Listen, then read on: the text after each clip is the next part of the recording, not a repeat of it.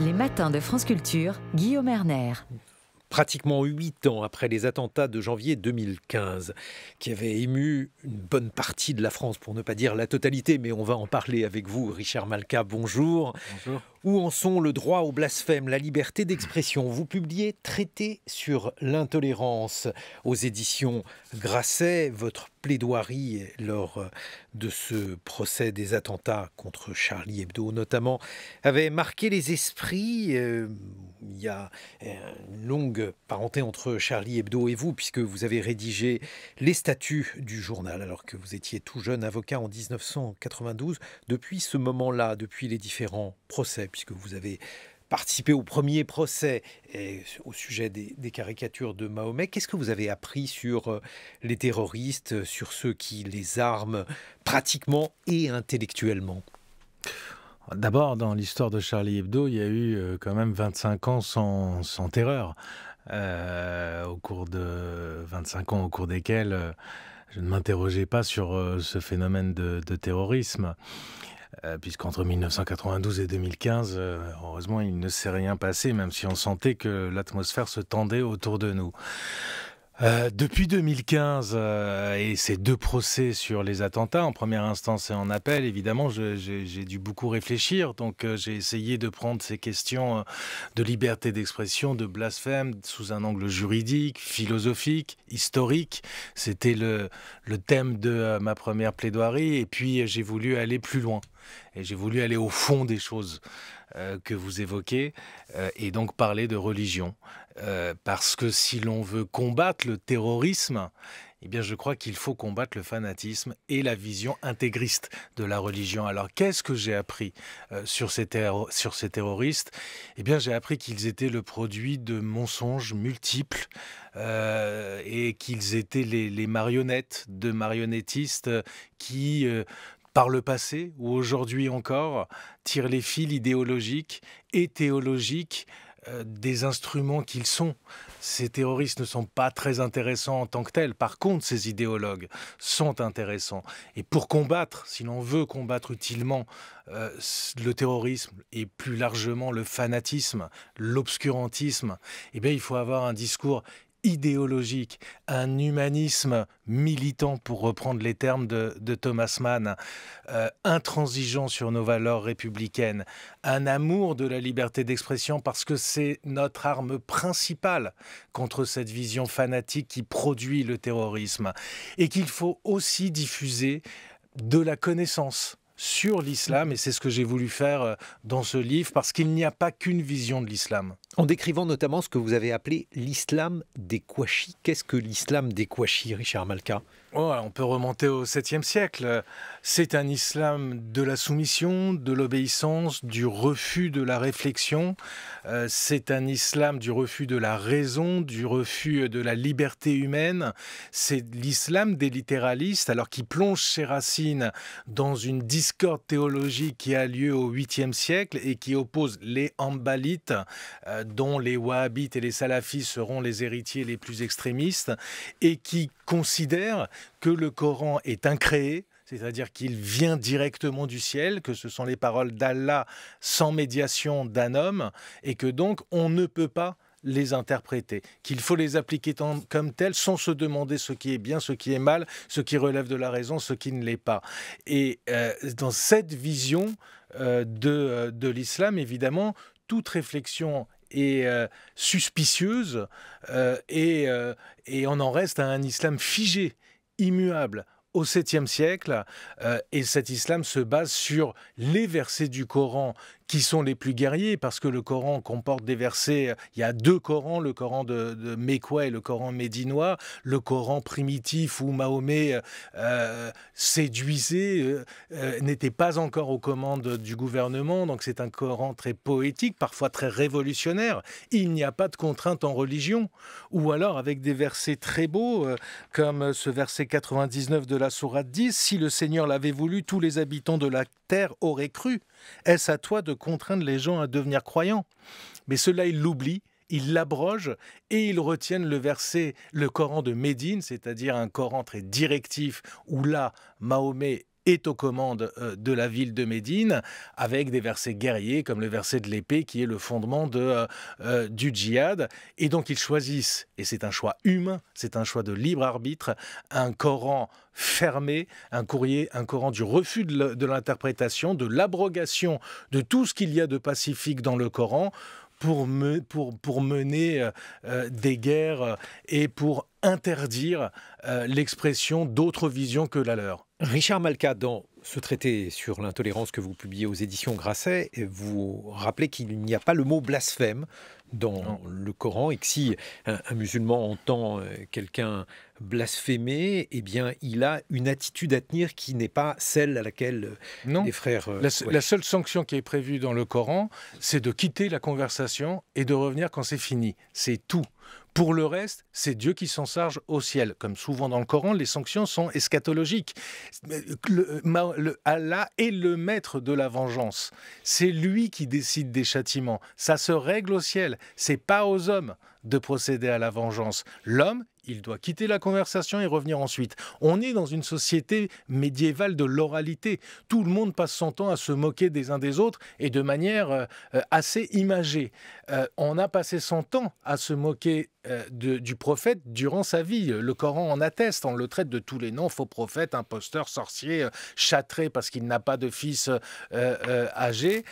On ne tue pas pour cela, sinon tout le monde serait mort dans ces sociétés-là. Donc on a eu affaire à une sorte d'involution, puisque finalement, par rapport à cette querelle primitive, cette querelle théologique primitive que vous situez donc au 7e siècle en Irak, eh bien, par rapport à cette querelle-là, c'est une forme d'islam qui s'est emparée, par exemple, des Kouachis ou que les Kouachis ont choisi et qui fait qu'aujourd'hui, eh bien, des attentats sont commis, perpétrés au nom de cet islam-là.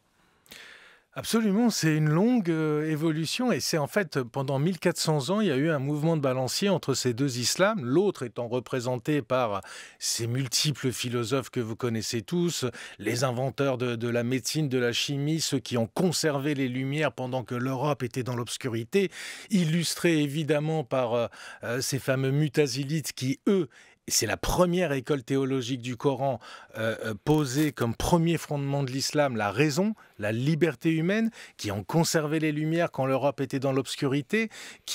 C'était un mouvement incroyable, qui était révolutionnaire à l'époque, qui le serait encore aujourd'hui, qui a influencé lourdement les religions juives. Il y avait des juifs mutazilites, le judaïsme était en train de se réformer à cette époque et en train de réinterpréter la Torah. C'était un mouvement qui a duré quand même plusieurs siècles et qui s'est fortement opposé et victorieusement au début au mouvement radical, qui a d'ailleurs provoqué en réaction ce mouvement radical. Et il y a un mouvement de balancier entre ces deux mouvements pendant 1400 ans. Et ce que je crains, c'est qu'aujourd'hui, je vois le mouvement radical gagner des parts de marché un peu partout dans le monde. Ça veut dire quoi? Ça veut dire que l'islam, ce que vous appelez l'islam des ténèbres, a emporté la victoire par rapport à l'islam des Lumières, selon vous, En tout Richard? cas, c'est ce qui produit l'attentat de Charlie Hebdo. C'est ce qui fait que Ivan Colonna a été étouffé parce qu'il a mal parlé du prophète, je parle de son agresseur. C'est ce qui fait qu'en Angleterre, on ne peut pas produire un film qui historicise l'islam sans aucune polémique, on ne peut pas faire d'études sur l'islam. Vous rappelez cela, Richard Malka, justement, vous dites que l'historicisation est aujourd'hui perçue par certains comme un crime. Mais bien sûr, et là on voit l'obscurantisme arriver. Si on n'historicise pas, si on ne fait pas d'études sur la vie de Mahomet, sur qu'est-ce que voulaient dire les mots du Coran au moment où ils ont été dits, d'un point de vue historique, d'un point de vue anthropologique, alors on est dans la sacralisation et on est dans l'idolâtrie. Et c'est ce que redoute en fait. Pourquoi la liberté d'expression c'est si important? Parce que c'est l'arme qui permettrait de renverser le monde de ces fanatiques. Parce qu'en réalité, leur monde n'a jamais existé. Et c'est un monde de fantasmes qui n'a existé que dans leur cerveau. Je prends un exemple sur les femmes. La seule chose que dit Mahomet à propos des femmes et de leurs vêtements, c'est qu'elles doivent couvrir leur poitrine. On est au 7e siècle, c'est quand même assez soft. Mahomet a commencé en étant employé de Khadija. femme d'affaires, sa première épouse. Et aujourd'hui, les talibans nous expliquent que les femmes, non seulement ne peuvent pas travailler, mais ne peuvent même pas aller à l'université. Qui défigure le Coran? C'est pas Charlie Hebdo. Les femmes ont une place extrêmement importante dans le Coran. Mais je prends cette question de la femme. Je peux, sur la question du blasphème, vous l'avez évoqué, ça n'existe pas. On ne tue pas pour une moquerie dans le Coran. En fait, toutes ces interprétations se basent sur une théorie de l'abrogation qui a été faite 150 ans après le prophète et où on a dit, alors tous les versets pacifiques du Coran, on les abroge pour retenir les versets guerriers. Mais parce qu'on est passé à une logique d'empire, des Abbassides qui, eux, voulaient constituer un empire qui était en expansion et qu'ils avaient besoin d'un texte belliqueux. Mais ce sont les hommes qui ont décidé de cela. Il y a d'autres, et j'en aurais fini, je pense à Mohamed Taha, un théologien, homme politique soudanais du XXe siècle, qui lui avait une interprétation contraire et qui disait que ce qu'il y a d'universel dans le Coran, c'est le Coran mécois, c'est le Coran des débuts, qu'ensuite c'est un Coran de gouvernement qui ne vaut que pour une époque donnée, pour un lieu donné, à Médine au 7e siècle, et donc qu'il n'y avait pas lieu à abrogation et qu'au contraire, c'est les versets universels qu'il faut garder. Pourquoi on ne dit pas cela? Pourquoi on n'analyse pas l'islam au regard du paradigme de ce verset que je vous ai cité, il n'y a pas de contrainte en religion, et qu'on l'analyse plutôt sous l'angle du verset de l'épée? Mais alors, cela, et vous le rappelez, Richard Malka, est le cas dans toutes les religions, puisque dans le judaïsme, par exemple, vous le dites dans votre traité sur l'intolérance que vous publiez aux éditions Grasset, eh bien, par exemple, un enfant qui parle mal à ses parents doit être lapidé. Pourquoi ce verset n'est-il, Dieu merci, pas appliqué? Si on étudie les textes pour ce qu'ils sont, force est de constater que la Torah est en réalité bien plus guerrière que ne l'est le Coran, est beaucoup plus clair sur les sanctions. En général, c'est la lapidation pour un enfant qui parle mal à ses parents, pour la femme infidèle, pour le blasphémateur. Il y a beaucoup de causes de lapidation, mais c'est normal puisqu'on est 1000 ans avant. Donc ça correspond à des mœurs encore plus rudes. Sauf que la Torah a été réinterprétée, commentée, adaptée. On ne peut pas avoir peu importe le texte. Le problème, c'est est-ce qu'on se laisse la faculté de l'interpréter? Et là, j'en reviens aux mutazilites et à la discorde initiale que nous payons encore. Les mutazilites considéraient, eux, qu'on pouvait nécessairement interpréter le texte, puisque le Coran n'était pas incréé, mais créé, puisqu'il est passé par la médiation d'un homme.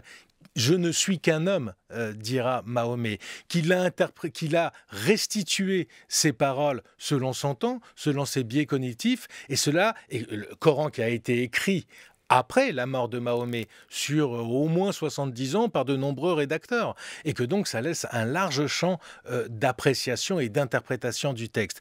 Quel que soit le texte, c'est l'interprétation qui compte, c'est les hommes qui font la religion. Vous dites justement que vous souhaitez que ce discours, votre discours, soit perçu comme un message d'altérité. Le mot islamophobie est-il un mot utile pour protéger contre certaines dérives ou bien au contraire freine-t-il? C'est évidemment, vous savez ce que je pense, et je pense comme Salman Rushdie que l'utilité de ce mot n'est fait que pour censurer toute critique sur l'islam, toute critique de cette vision de l'islam. C'est un mot qui est fait pour empêcher le débat. C'est un mot qui est fait, pour reprendre les mots de Salman Rushdie, pour que les aveugles puissent le rester. C'est un mot qui est fait pour empêcher de mettre en cause cette vision radicale de l'islam. C'est quand même invraisemblable qu'en la critiquant, on soit taxé d'islamophobie. Mais alors, justement, ça signifie c'est abandonner les hommes. Mais alors, ça signifie que... C'est accepter la confiscation de la religion par les radicaux et la confiscation de la pensée par les radicaux. Cela signifie, Richard Malka, que la possibilité de critiquer l'islam est finalement plus facilement offerte en terre d'islam, qu'il est plus facile donc de discuter du Coran, de ses conséquences, de la manière dont celui-ci devrait être théologiquement réformé, parce que le mot islamophobie, là-bas, évidemment, n'a pas cours. Alors, effectivement, c'est ce dont est venu témoigner l'écrivain syrien devenu français Omar Youssef Souleiman au dernier procès Charlie Hebdo, en lui disant, mais en fait, je suis arrivé en France et j'arrive dans une société où c'est beaucoup plus compliqué d'avoir une analyse de l'islam, parce qu'on s'est tout de suite taxé d'islamophobie, parce qu'il y a ici un arrière-plan sur la colonisation, sur le racisme, qu'il n'y a pas, évidemment, dans les pays arabes. Ceci étant dit, dans les pays arabes, les accusations de mécréance ne sont jamais très loin, et Mohamed Taha, dont je vous parlais tout à l'heure, a fini pendu, comme beaucoup de ceux qui tentent de réformer l'islam. C'est un mouvement ancien, la Nahda, l'éveil. Ça a lieu d'ailleurs en France. Au début du XXe siècle, deux penseurs se retrouvent. Mohamed Afdou, élève de Al-Afghani, Mohamed Afdou va devenir grand moufti d'Égypte. Il rejetait tous les hadiths comme étant faux. Est-ce qu'on le sait aujourd'hui? Est-ce qu'on sait que les hadiths qui fondent et qui basent un certain nombre d'actions terroristes qui sont utilisées à tort et à travers par les prédicateurs d'Internet pour raconter n'importe quoi sur l'islam, il y en a 500 000, que 95% ont été déclarés faux, qu'à chaque fois que quelqu'un vient vous parler d'un hadith, vous êtes absolument certain qu'un autre pourrait vous parler d'un hadith contraire, que les coranistes les rejettent en bloc, que Mohamed Abdou, donc ce grand moufti qui n'est pas moins musulman que n'importe qui, les rejetait en bloc, que le frère de Hassan al-Banna, le fondateur des frères musulmans, considérait que c'était une tragédie pour l'islam, ces hadiths. Les hadiths, il faut savoir que ce sont des chaînes de transmission qui permettent d'attester de paroles ou de comportements du prophète, mais ça peut se dérouler sur 3 siècles, sur 5 ans. La mémoire humaine ne peut pas restituer quelque chose dans sa vérité. Et là, 3 siècles après, c'est la tribu de « il m'a été rapporté que ». C'est Gamal el-Banna qui les nomme ainsi. 8 ans après les attentats, notamment contre Charlie Hebdo, Richard Malka, vous voulez faire le procès de la religion, vous le faites dans ce traité sur l'intolérance que vous publiez aux éditions Grasset, mais justement, l'islam a un dynamisme que les autres religions n'ont pas. Par exemple, si l'on voit aujourd'hui la chrétienté, comment vous l'expliquez? L'islam propose une transcendance forte, là où il n'y en a plus beaucoup. Et les gens ont besoin de transcendance. L'être humain a besoin de croire à plus grand que soi. C'est une religion qui propose un plus grand que soi. Et en temps obscur, eh bien, on en a besoin. Donc voilà, je l'explique ainsi. En construisant aussi une forme d'hétérodoxie, puisque ces jeunes, vous parlez de l'islam des Kouachi, mais justement le fait que là en l'occurrence ce soit des jeunes à la dérive qui aient épousé cette vision-là, ça signifie qu'il y a une orthodoxie qui les a attirés, ou alors une sorte de mal, ce qui est considéré, ce qui est stigmatisé comme étant le mal à juste titre ou pas, eh bien c'est ça qui les a attirés. Oui, et c'est tout le danger de l'époque actuelle. Je pense qu'on n'en sortira pas si on ne propose pas, nous non plus, nous aussi plutôt, une transcendance, quelque chose qui soit plus grand. Il y a plus grand-chose. L'Europe, ça fait plus rêver personne, le communisme n'existe plus, le capitalisme, ça fait plus rêver. Donc effectivement, si on n'oppose rien à cela, si on n'oppose pas une autre vision, qu'elle soit républicaine, qu'elle soit humaniste, qu'elle soit musulmane, pour ceux qui est des musulmans, parce que c'est un fait acquis, ça existe, eh bien effectivement, on va au-devant de gros problèmes. Donc il faut penser et il faut s'exprimer. Richard Malka, traité sur l'intolérance, le livre que vous publiez aux éditions Grasset. On se retrouve dans une vingtaine de minutes. On évoquera d'ailleurs les critiques, les injures aussi prononcées contre l'islam. Je pense par exemple à celle proférée par l'écrivain Michel Houellebecq, puisque la Grande Mosquée de Paris a annoncé porter plainte contre l'écrivain. 8h sur France Culture. 7h, 9h. Les matins de France Culture. Guillaume Erner. 8h21, Richard Malka, vous êtes notamment l'avocat de Charlie Hebdo. Vous publiez Traité sur l'intolérance aux éditions Grasset, 8 ans après les attentats qui ont visé l'hebdomadaire, avec un numéro anniversaire qui va sortir demain en kiosque. L'hebdomadaire satirique a choisi de soutenir les Iraniennes et les Iraniens et d'infliger, je cite, une raclée aux mollahs. Selon les termes de la une, votre Réaction par rapport donc au poids aujourd'hui que l'Iran a, notamment dans ce journal, mais aussi dans le discours public en France. Écoutez, d'abord, je voudrais rendre hommage à mes amis de Charlie Hebdo en habitant après l'attentat. Et je voudrais peut-être spécialement parler de Rhys et de Gérard Biard, mes amis depuis si longtemps. Les autres comprendront qu'en raison de l'ancienneté de cette amitié, je les cite. Euh, Faut leur rendre hommage parce que ce journal s'est réinventé dans des conditions incroyables. Il existe toujours, euh, il, euh, il est utile, il est toujours un journal de résistance, de paroles libres, de résistance à l'ère du temps, de combat pour les libertés. Ce qu'ils font sur l'Iran est merveilleux et ils ont bien raison parce que c'est pour moi le seul motif d'espoir dans le monde actuel. Ce qui se passe en Iran est essentiel pour le monde entier, pour le sujet que nous venons Pourquoi? de traiter sur l'évolution de l'islam, parce que vous disiez tout à l'heure, par ailleurs, qu'il y avait un phénomène d'adhésion à l'islam, mais il y a aussi un phénomène de désaffection de l'islam. Parce que si l'islam, ce n'est que contrainte, ce n'est que voile, burkini et pas de musique et je ne sais quoi, les jeunes vont... c'est tellement décorrélé de la modernité, du monde actuel, parce que figé il y a 1400 ans, que les jeunes s'en détourneront. Et c'est ce qui se passe en Iran. Ces jeunes femmes remettent les pendules à l'heure et nous donnent bien des leçons.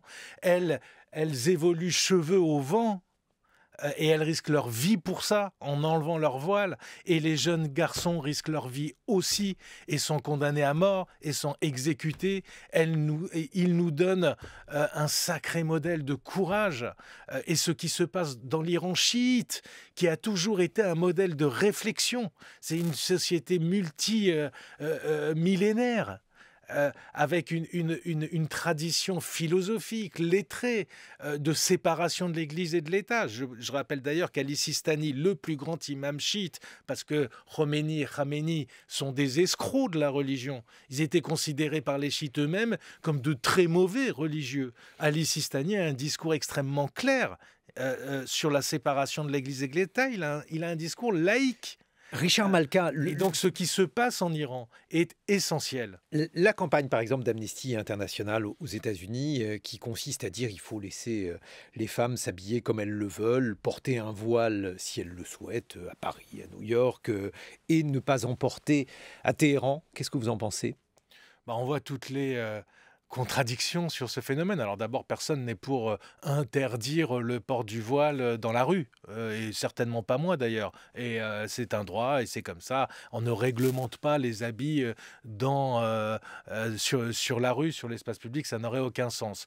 Mais quand je vois quand même une certaine gauche prendre comme symbole la liberté de porter le voile, qui a été inventée par des hommes bien après Mahomet, dans le cadre d'une société totalement patriarcale qui veut enfermer les femmes. On a même inventé un hadith pour dire que il fallait surtout pas que les femmes gouvernent un pays, sinon c'était la catastrophe. Mais ça profite à qui? Évidemment aux hommes. Alors, je précise que 90% des hadiths ont été déclarés faux par les autorités de l'islam. Donc c'est pas moi qui le dis. Donc voilà, c'est un symbole du patriarcat le plus absolu. Une certaine gauche milite pour le droit de porter le voile. Franchement, il y a d'autres combats à gauche à mener.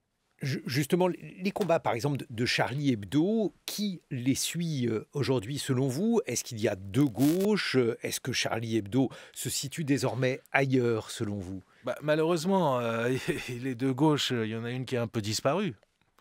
La mienne, c'est triste, mais c'est ainsi. La gauche libertaire, universaliste, laïque, je ne sais pas très bien par quelle... Alors, il y a des individualités, mais enfin, il n'y a pas d'expression, il n'y a plus d'expression politique. Cette gauche-là s'est éradiquée elle-même. Elle a abandonné son électorat. C'est incroyable. Ce phénomène devrait être étudié par les historiens un jour. Par les historiens ou peut-être aujourd'hui par les sociologues, parce que cela signifie peut-être que pour cette position laïque que vous incarnez, que Charlie Hebdo incarne, il n'y a plus de soutien populaire, il n'y a plus Moi, je de crois soutien pas. jeune. L'électorat, il est là. c'est la gauche qui ne veut plus de son électorat. Le succès de mon précédent livre, c'est pas, je dis ça, pas ça par égocentrisme, enfin, ça a été tiré à 6 000 exemplaires, on finit à 100 000, ça dit quelque chose, bien au-delà de moi. Je suis arrêté chaque jour. Dans mes séances de dédicace, j'ai 200 personnes, de gens malheureux, de gauche, des instituteurs. Et tous me disent, mais qu'est-ce qu'on peut faire ? Comment on peut faire vivre ces idées-là ? On a l'impression qu'on est seul. J'ai pas l'impression que ça a disparu. Mais par contre, plus personne n'a le courage d'exprimer ce que le peuple français, viscéralement attaché à l'universalisme, à la laïcité et aux libertés, voilà, il n'y a plus d'expression politique structurée. Il y a des personnalités, il y a M. Cazeneuve, il y a Carole Delga d'un côté, il y a ce formidable maire de Montpellier de l'autre, il y a mes amis du PRG, mais bon, tout ça, ça ne fait pas un mouvement qui enthousiasme. Richard Malka, je l'ai dit dans l'actualité, la Grande Mosquée de Paris a annoncé porter plainte contre Michel Houellebecq. Le recteur de la Grande Mosquée fait référence notamment à une conversation publiée dans la revue Front Populaire dans laquelle Michel Houellebecq estime, je le cite, que le souhait de la population française de souche est que les musulmans cessent de les voler et de les agresser. Votre commentaire ? Écoutez, Michel Houellebecq est passé de la libre critique d'une religion, et comme il en avait fait usage, comme il en avait absolument le droit, et je défendrai ce droit jusqu'au bout, et il a été relaxé pour ça, à la critique des musulmans à raison de leur religion. Et là, c'est appréhendable sous l'angle du racisme. C'est précisément la distinction que je me tue à essayer d'expliquer depuis des années entre la libre critique des croyances et des propos nécessairement régulés sur la mise en cause des communautés à raison de leurs croyances. Il illustre ça. Alors, que dire de ces propos sous un angle juridique? Il appartiendra au tribunal d'apprécier, ça sera délicat, et j'aimerais pas être à la place des juges, si en disant les Français souhaitent que les musulmans arrêtent de les voler, c'est de la prospective qu'il fait et il se demande ce que les Français pensent, ou il fait parler les Français, ou si c'est une fausse figure rhétorique, c'est une fausse distanciation, et en fait c'est lui qui parle. Mais quoi qu'il en soit, et au-delà de cette question juridique, franchement, quand on est l'écrivain français le plus lu au monde, le plus reconnu au monde, un intellectuel aussi fin que Michel Houellebecq, qui porte une parole publique aussi forte, je crois, en tout cas, c'est ma conception des choses, qu'on doit peser ces mots, qu'on ne doit pas participer à l'hystérisation du débat. Je cite d'autres mots de Michel Houellebecq pour avoir votre analyse, et notamment juridique, sur ces mots. Quand des territoires entiers seront sous contrôle islamique, je pense, dit Michel Houellebecq, que des actes de résistance auront lieu. Il y aura des attentats, des fusillades dans des mosquées, dans des cafés fréquentés par les musulmans. Bref, des Bataclans à l'envers. Ça, ce propos-là ne pose pas de problème juridiquement. Là, il est dans de la fiction. Il a le droit de faire de la fiction. Il parle de Bataclan à l'envers, donc il dit bien, il qualifie bien que c'est un terrorisme pour lui aussi. Donc ce propos-là, à mon avis, juridiquement, il ne pose pas de problème. Le second pose un problème, parce que là, on passe de la critique de la religion à la critique d'une communauté à raison de sa religion. Or, la généralisation des termes employés par Michel Houellebecq me semble ne pas avoir de sens. Moi, je ne sais pas ce que c'est les musulmans. Je ne sais pas ce que c'est les Français. Ça n'a pas de sens. Il participe en fait à l'avènement du séparatisme qu'il veut dénoncer. C'est pas de son niveau. C'est pas du niveau intellectuel que l'on peut attendre de lui. Mais alors, justement, Richard Malka, vous évoquez la popularité de Michel Houellebecq d'abord en France. Est-ce que ce n'est pas le signe, justement, que notre pays est islamophobe s'il s'est donné comme écrivain national ? D'abord, moi, je reviendrai toujours sur ce terme d'islamophobie, parce qu'il faut nommer les choses et il faut bien les nommer. L'islamophobie, c'est licite, c'est légitime. On a le droit d'avoir peur des religions. Ce n'est pas ça qu'il fait, là, Michel Houellebecq. Je vous l'ai dit, il passe d'une religion, de la critique d'une religion, et il a tous les droits sur ce terrain-là, à la critique d'une communauté. Ça, c'est autre chose. Et ça peut dégénérer en racisme. Est-ce que c'est pas le signe que la France deviendrait raciste ? C'est vrai que c'est compliqué pour les musulmans. Ils sont pris entre le marteau d'islamistes qui leur demandent toujours d'être, pour lesquels ils ne seront jamais assez musulmans, et puis l'enclume de nationalistes pour lesquels ils ne seront jamais assez européens. Je prends cette image à John Toland, historien, qui a écrit un très beau livre sur l'islam du 7e siècle à aujourd'hui.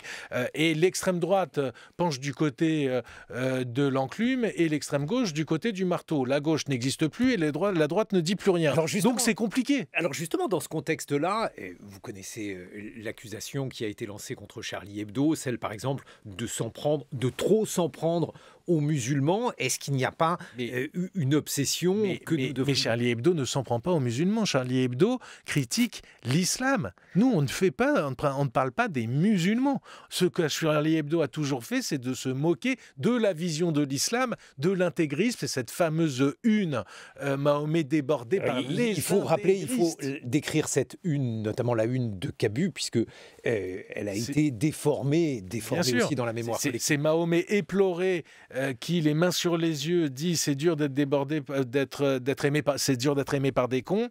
Et le titre, c'est Mahomet débordé par les intégristes. Donc c'est les intégristes qui sont visés. Mahomet, pour le coup, il est du bon côté de celui qui est des gens qui sont éplorés par une vision intégriste, celle dont je vous parlais, qui confisque l'islam et la pensée, et qui est une vision sectaire.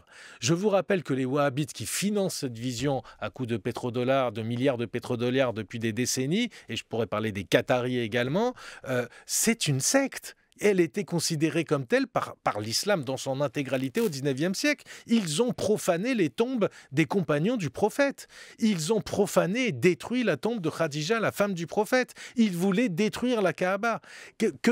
Et c'est Ahmadi Redissi, professeur de sciences politiques à Tunis, qui parle. C'est une tragédie pour les musulmans eux-mêmes que cette religion ait été prise en otage par les wahhabites et par les salafistes. Le ministre de l'Intérieur, Gérald Darmanin, a évoqué des attentats déjoués en France. On écoute un extrait du discours du ministre. La France est toujours la menace de groupes terroristes, de personnes qui peuvent passer à l'acte. Et nous avons déjoué 39 attentats, il ne faut pas l'oublier, islamistes depuis 5 ans. 9 attentats d'ultra-droite depuis 5 ans. Donc, il y en a eu récemment ou pas ces dernières semaines, ces derniers mois? Le principe des services de renseignement, c'est justement de ne pas pouvoir divulguer officiellement les informations. Mais il est vrai que la DGSI, notamment, a su interpeller, voilà encore quelques semaines, des personnes qui tout nous laisse à penser, la justice se dira, qui pouvaient passer à l'acte. Qui disaient quoi? Des intérêts publics ou des mouvements de foule. Il y a en ce moment des marchés de Noël, il y a en ce moment des fêtes religieuses, des fêtes juives, des fêtes chrétiennes. Et puis il y a des mouvements de foule, comme ce soir, spontanés ou avec des familles. Et le premier travail du ministre de l'Intérieur, c'est de permettre la fête que permet le football, mais de protéger ces populations. Vous savez qu'aujourd'hui, la menace, elle est avant tout endogène. C'est-à-dire une menace qui est parmi nous, des gens qui passent eux-mêmes à l'acte sans lien particulier avec des groupes terroristes extérieurs, comme c'était le cas au Bataclan. Enfin, il ne faut jamais... puisque la situation reste extrêmement difficile en dehors de notre pays, il ne faut jamais exclure une menace exogène. Les propos donc de Gérald Darmanin, qui signifie, Richard Malka, que la menace existe toujours, est-ce que ça signifie aussi que les différents procès qu'il y a eu dans les conditions que l'on sait, avec par exemple votre plaidoirie que vous publiez, Richard Malka, est-ce que ces procès n'ont pas eu un rôle véritable, n'ont pas eu un rôle suffisant? Bref, comment juger de l'action de la justice? D'abord, personne n'a de baguette magique pour éradiquer le terrorisme. Évidemment, la réponse policière et la réponse judiciaire est absolument nécessaire pour nous protéger, mais il y aura toujours des terroristes qui passeront au travers des mailles du filet. Et si on veut combattre utilement, et ça j'en suis certain, si on veut combattre utilement ce phénomène du terrorisme, la justice, la police, ça ne suffit pas, ça intervient après. Ça intervient pour éviter au dernier moment. Mais si on veut vraiment combattre utilement, il faut combattre par les idées et il faut combattre par la connaissance et il faut combattre par la liberté d'expression et il faut combattre en essayant de faire, et c'est ce que j'ai voulu essayer de faire dans ce livre, en essayant de transmettre du savoir, des connaissances pour convaincre et pour que d'autres se mobilisent. Parce que l'islam changera par les musulmans. Mais alors justement, par rapport à la liberté d'expression, Richard Malka, il y a différentes raisons pour ne pas critiquer l'islam, comme vous l'évoquiez. La première raison, ça peut être la peur, vous l'évoquez. L'autre raison qui peut être invoquée, c'est l'intention de ne pas blesser, et notamment de ne pas blesser un groupe qui est aujourd'hui perçu comme minoritaire ou dominé. Mais c'est pareil, tout à l'heure je disais de Michel Houellebecq, ça n'a pas de sens de dire les musulmans, mais ça n'a pas de sens non plus de dire les musulmans sont dominés. Je ne sais pas ce que c'est, moi, les musulmans. Vous parlez de qui? Vous parlez du salafiste, vous parlez du neurochirurgien, vous parlez de l'épicier, vous parlez du Sénégalais, du Turc, du Marocain. Ça n'a aucun sens, ces catégories-là. Mais bien sûr qu'il faut accepter d'être blessé. Si on veut vivre ensemble, c'est la vie, ça. On n'est pas des petites choses. Sinon, il faut aller vivre dans une grotte et puis ne voir que des gens qui pensent exactement comme vous. Être blessé, c'est aussi quelque chose qui permet de réfléchir, de se remettre en cause soi-même. Un monde qui, à ce point, refuse d'être heurté, blessé, offensé, c'est un monde neurasthénique. C'est un monde où on ne se parle plus. Quand on est blessé, on débat, on discute, et puis si on veut arrêter, on discute plus. C'est exactement l'image de Mahomet pour répondre à la moquerie, et puis on rompt la conversation, mais on ne tue pas parce qu'on a été blessé. On ne fait pas d'attentat parce qu'on a été blessé, et on ne fait même pas de procès parce qu'on a été blessé. C'est la vie ensemble qui produit ça. Et il faut l'accepter, et c'est la richesse de l'altérité. Mais alors justement, altérité, vous parlez de messages d'altérité adressés à l'islam dans votre livre. L'islam, votre famille le connaît bien, puisque vous êtes d'origine juive séfarade, ce qui signifie que votre famille a vécu au Maroc, en l'occurrence. Quel était ce mode de vie, cette cohabitation, puisque là, la cohabitation, elle se faisait plutôt bien, je crois, entre les juifs et les musulmans à l'époque. En quoi cela a influencé aussi votre regard, Richard Malka? Mais forcément, j'ai une affinité à l'égard de ce monde. La langue arabe est une langue que j'ai entendu parler par mes parents.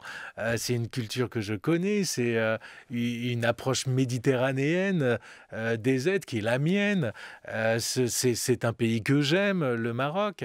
Et puis surtout, ce que l'on retrouve, et vous avez raison, pendant des siècles, les premiers siècles de l'islam, d'abord tout le monde participait à la définition de l'islam.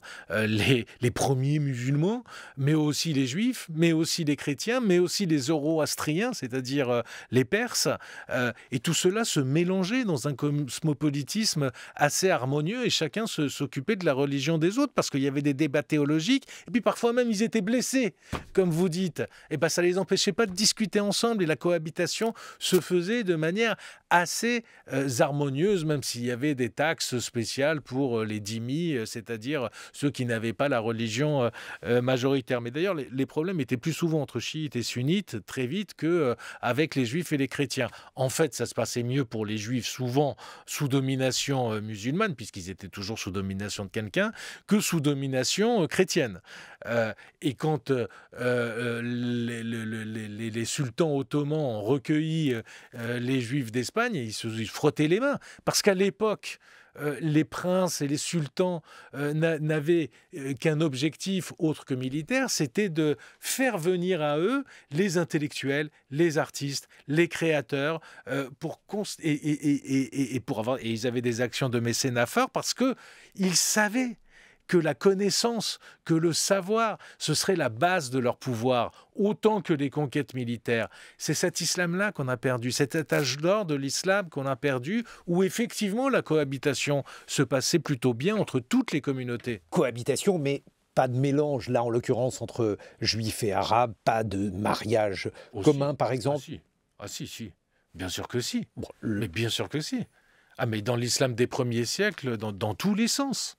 Et d'après les récits sur le 19e et le début du 20e siècle, à cette époque-là, il n'y en avait pas. Je suis dans les premiers siècles. Moi, je suis plus contemporain. Mais ce que je veux dire, c'est que la situation actuelle est une situation où l'altérité est moins forte entre les groupes. Oui. Il y a des tensions, on les voit, mais à la faveur donc de l'évolution de la société, il y a eu aussi un effacement de ces barrières identitaires. Oui, il y a eu, il y a heureusement une intégration des uns et des autres qui se font, il y a un vivre ensemble qui se construit. Tout n'est pas à ce point catastrophique que le dit peut-être Michel Houellebecq. En tout cas, je pense qu'un intellectuel, ça doit Oui. porter un message d'espoir. Parce que si c'est que pour dire on va vers les ténèbres, ça n'a pas beaucoup d'intérêt. Alors, message d'espoir, je ne sais pas, mais vous débutez votre traité sur l'intolérance en disant que vous avez souvent plaidé pour Charlie dans les contextes dramatiques que l'on sait, que vous ne le ferez plus lorsque rétrospectivement vous observez donc ces longues années, puisque la première fois que vous avez plaidé c'était en 2007 avec Georges Kiechman. Est-ce que vous avez eu l'impression de faire œuvre utile, Richard Malka? Est-ce que ce chemin parcouru vous permet d'appréhender différemment à la fois l'islam et puis la question de la liberté d'expression? Non, j'ai pas changé sur la liberté d'expression. Je n'ai pas changé. J'ai enrichi ma réflexion forcément, mais je n'ai en rien changé sur ma conception de la liberté d'expression qui doit être totale et qui doit rester totale et absolue en matière de critique des religions et des croyances. Et qui doit être le respect, il est sur les personnes, pas sur les croyances. Plus on sacralise une croyance, et on l'a vu, moins on respecte les êtres humains, plus on abandonne les êtres humains à leur malheur, au malheur d'être sous le joug de religions qui les privent de leur liberté, de vision religieuse. Donc ça, je n'ai pas changé. Alors après, j'ai essayé de pousser... Il y a quand même de la lassitude aujourd'hui chez vous parce que vous avez la sensation que les Parce discours... que ça fait 15 ans. Ça fait 15 ans que je plaide sur ces questions-là et que je vois bien que le climat, et pas que sur l'islamisme et les religions, mais en particulier la nouvelle religion anglo-saxonne, ne va pas tout à fait dans mon sens. Quelle religion anglo-saxonne et ne protège pas vraiment la liberté d'expression. Je parle de la cancel culture, du wokisme et de ces phénomènes-là. Et que... oui, on n'est pas dans un mouvement de balancier très libertaire en ce moment. Mais c'est pas grave, faut continuer le combat, faut semer des graines pour l'après. Et pour le coup, dans cette plaidoirie-là, je me suis éloigné, alors non pas seulement des accusés, puisque j'avais dit que je ne plaiderais pas sur les accusés, mais je me suis même éloigné de mon client Charlie Hebdo, puisqu'en fait, je ne parle pas de Charlie Hebdo. Je parle d'une certaine exégèse de l'islam. Parce que je voulais aller au fond des choses, parce que je voulais essayer d'apporter quelque chose de plus, parce que je voulais essayer d'être utile. Richard Malka, Traité sur l'intolérance, c'est l'ouvrage que vous publiez chez Grasset. Dans quelques instants, le 8h45 de France Culture, le point sur l'actualité.